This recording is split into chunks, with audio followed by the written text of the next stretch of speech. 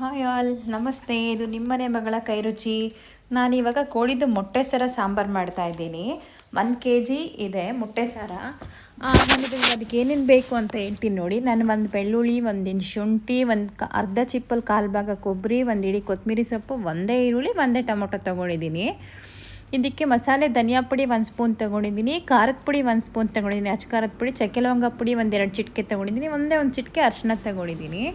ಈಗೇನು ಮಸಾಲೆ ತೊಗೊಂಡಿದ್ದೀನಲ್ಲ, ನಾನು ಡೈರೆಕ್ಟಾಗಿ ಯಾವುದು ಹುರ್ಕೊಳ್ಳಲ್ಲ, ಹಸಿದೇನೆ ಮಿಕ್ಸಿ ಜಾರ್ಗೆ ಹಾಕಿ ಗ್ರೈಂಡ್ ಮಾಡ್ಕೊಂಬರ್ತೀನಿ. ಈಗ ನೋಡಿ, ಬಾಣಲಿ ಇಟ್ಬಿಟ್ಟು ಗ್ಯಾಸ್ ಮೇಲೆ ಸ್ವಲ್ಪ 1 ಸ್ಪೂನ್ ಅಥವಾ 2 ಸ್ಪೂನ್ ಎಣ್ಣೆ ಹಾಕ್ತಾಯಿದ್ದೀನಿ. ಹಾಕ್ಬಿಟ್ಟು ಇದು ಮೊಟ್ಟೆ ಸರ ಏನಿದೆಯಲ್ಲ, ಚಿಕ್ಕ ಚಿಕ್ಕದಾಗಿ ಕಟ್ ಮಾಡಿ ತೊಳೆದು ಇಟ್ಕೊಂಡಿರೋದನ್ನು ಫಸ್ಟ್ ಮೊಟ್ಟೆಗಳು ಹಾಕ್ತಾಯಿಲ್ಲ ನಾನು, ಯಾಕಂದರೆ ಅದು ಬೇಗ ಬೇಯುತ್ತಂತ ಮೊಟ್ಟೆ ಸರ ಮಾತ್ರ ಹಾಕ್ತಾಯಿದ್ದೀನಿ. ಈಗ ಮೊಟ್ಟೆಗೆ ಒಂದು ಸ್ವಲ್ಪ ಉಪ್ಪು ಹಾಕಿ ಹಂಗೇ ಮಸಾಲೆ ಕೂಡ ಹಾಕ್ತಾಯಿದ್ದೀನಿ. ನಾನು ಮಸಾಲೆ ರುಬ್ಕೊಂಡಿರೋ ಜಾರಲ್ಲೇ 3/4 ಜಾರ್ ನೀರು ಹಾಕ್ತಿದ್ದೀನಿ. ನಾನು ಸಾಂಬಾರು ಮಾಡ್ಕೊಳ್ತಾ ಇರೋದ್ರಿಂದ ಈ ಚಪಾತಿಗೂ ಆಗುತ್ತೆ, ರೈಸ್ಗೂ ಆಗುತ್ತೆ, ಮುದ್ದೆಗೂ ಆಗುತ್ತೆ. ಈಗ ಸ್ವಲ್ಪ ತಿರುಗಿಸ್ಕೊಡ್ತೀನಿ.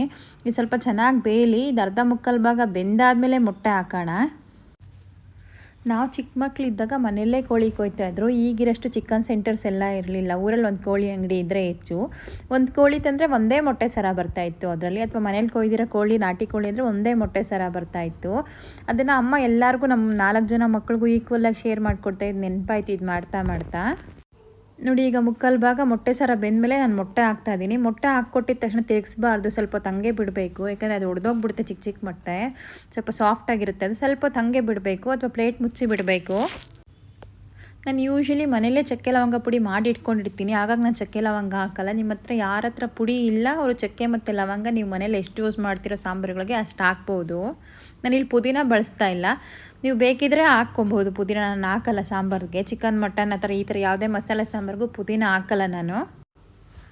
ನೀವು ಬೇಕಿದ್ರೆ ಇದು ಇನ್ನೂ ಸ್ವಲ್ಪ ಡ್ರೈ ಮಾಡ್ಕೊಬೋದು ಈ ಫ್ಲೇಮಲ್ಲಿ ಇಟ್ಟು, ಬರೀ ಚಪಾತಿಗಂದರೆ ಅವಾಗ ಇನ್ನೂ ಚೆನ್ನಾಗಿರುತ್ತೆ. ನಾನು ಮುದ್ದೆಗೂ ರೈಸ್ಗಂತ ಸ್ವಲ್ಪ ಗ್ರೇವಿ, ಸೆಮಿ ಗ್ರೇವಿ ಥರ ಮಾಡ್ತಾಯಿದ್ದೀನಿ, ಸಾಂಬಾರು ಥರ.